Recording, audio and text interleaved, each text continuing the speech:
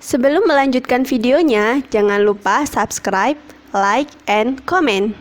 Tekan tanda lonceng agar tidak ketinggalan videonya.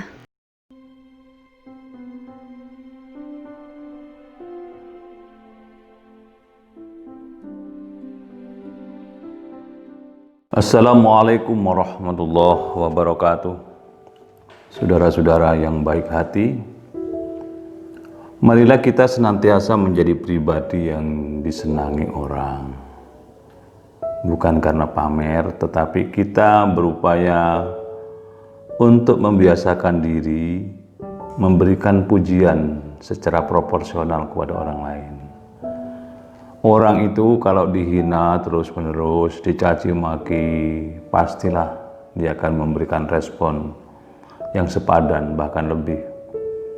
Tapi kalau kita memuji terhadap keberhasilan atau memberikan penilaian positif, insya Allah dia akan terus lebih bersemangat dan pada saatnya nanti akan maksimal dalam apapun. Dalam agama kita, puji-pujian itu ada 4 macam. Pertama, Allah memuji dirinya sendiri dengan firman Allah, misalnya subhanalladzi asra bi'abdihi lailan minal masjidil haram ilal masjidil aqsa ila akhir ayat. Maha suci Allah yang telah menjalankan hambanya pada satu malam dari Masjidil Haram ke Masjidil Aqsa. Jadi pada kalimat ini Allah memuji dirinya sendiri dengan harapan supaya manusia memuji Allah, mengingat bahwa Allah Maha Suci dan manusia tidak suci. Subhanalladzi asra bi 'abdihi lailan minal masjidil haram ilal masjidil aqsa. Yang kedua, puji-pujian itu datang dari Allah kepada hambanya. Misalnya, inna akramakum indallahi atqakum, sesungguhnya orang yang mulia di antara kalian semua adalah mereka yang bertakwa. Itu Allah memuji kepada hambanya. Yang bertakwa dikatakan sebagai hamba yang mulia. Dan besok kita akan ditempatkan di tempat yang dimuliakan oleh Allah. Puji-pujian yang ketiga adalah pujian hamba kepada Allah atas seluruh nikmat yang Allah ciptakan, sebagaimana kita sering mengucapkan alhamdulillahi rabbil alamin, segala puji bagi Allah yang menciptakan alam semesta.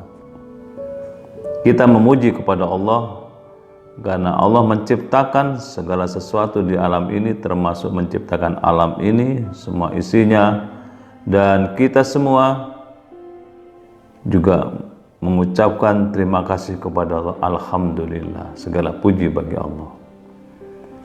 Kemudian puji-pujian yang keempat adalah manusia memuji sesamanya. Misalnya kalau ada orang berprestasi, pujilah dia. Dan kalau kita sedang memuji orang lain atas kelebihannya, ingatlah bahwa kelebihan orang itu atas pemberian Allah. Jadi ada batas yang harus kita ikuti, tidak berlebihan, bahwa kelebihan, kehebatan, kesuksesan dari orang yang sedang kita puji itu datangnya dari Allah, sehingga seluruhnya tetap bermuara kepada Allah Subhanahu wa Ta'ala. Cuma persoalannya kadang-kadang kita ini memuji orang itu pelit, berat, tidak terbiasa. Maka biasakan melatih diri memuji orang, mulai dari anak kita, keluarga kita, tetangga kita, teman, orang lain. Pujilah kalau kita lihat ada sisi positif, ada kisah sukses, ada keberhasilan, dan seterusnya. Pujilah. Rasul sendiri sering memuji kepada sahabat-sahabat beliau. Ali bin Abi Thalib misalnya dikatakan sebagai kuncinya ilmu. Abu Hurairah dikatakan sebagai bapaknya kucing karena beliau kasih sayang kepada kucing begitu luar biasa. Bahkan Abu Hurairah dikatakan sebagai sahabat yang paling setia. Terhadap Abu Bakar Siddiq, Umar, Utsman, dan Ali, Rasul memujinya. Mereka adalah calon penghuni surga yang masuk ke dalamnya setelah Rasul Muhammad SAW.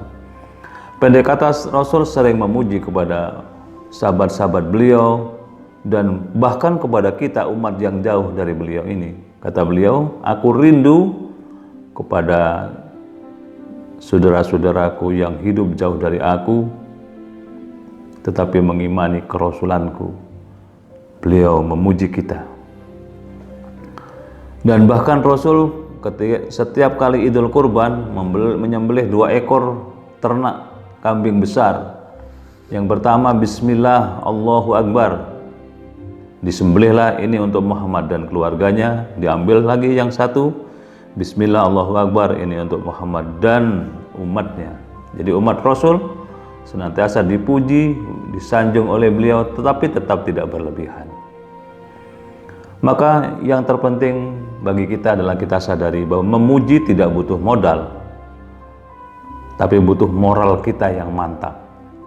Orang yang pelit memuji orang lain, tanda dia moralnya masih belum sepenuhnya mantap kepada orang lain. Kita sadar sesadar-sadarnya bahwa dengan memuji orang lain itu kita akan memberikan semangat kepada dia melakukan yang terbaik. Profesor Dr. Hamka mengatakan, aku tidak suka dipuji oleh orang lain, tetapi kalau ada orang mengatakan bahwa karya tulisku itu menimbulkan pencerahan, ketenangan jiwa, aku juga bangga.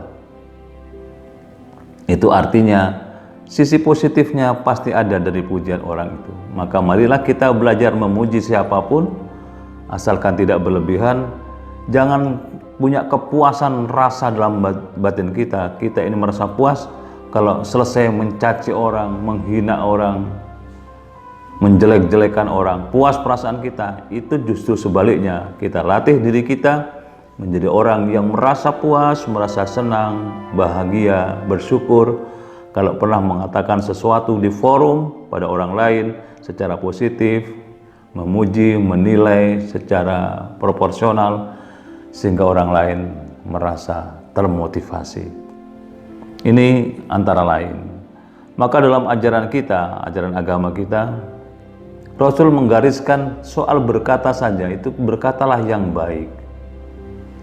Kalau tidak bisa, diamlah. Itu artinya kita kepada orang lain harus punya etika, sopan santun, budi pekerti yang luhur, budi pekerti yang lemah lembut. Cuma anehnya di tengah kehidupan kita sekarang ini, caci maki, hina menghina, adu domba sering mewarnai kehidupan. Ini sebenarnya tidak berasal dari ajaran agama kita.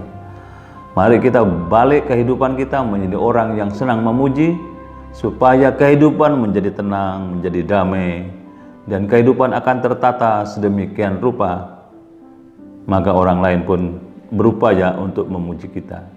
Sekali kita mendoakan orang lain dan orang lain yang kita doakan mendengarnya, maka dia juga akan mendoakan kita dengan doa yang terbaik. Maka dalam ajaran agama ada perintah pada satu sisi afsus salam bainakum, tebarkan salam di antara kalian, tetapi pada sisi yang lain menjawab salam itu hukumnya wajib. Bahkan lebih mulia kalau kita menjawab salam lebih sempurna dari ucapannya. Misalnya ada orang mengatakan assalamualaikum, jawab waalaikumsalam, boleh waalaikumsalam warahmah atau waalaikumsalam warahmatullahi wabarakatuh. Itu jauh lebih sempurna. Marilah kita wujudkan pesan-pesan agama kita yang anggun ini dalam kehidupan sehari-hari, sehingga kita bisa menghargai siapapun. Anak kecil misalnya kita hargai.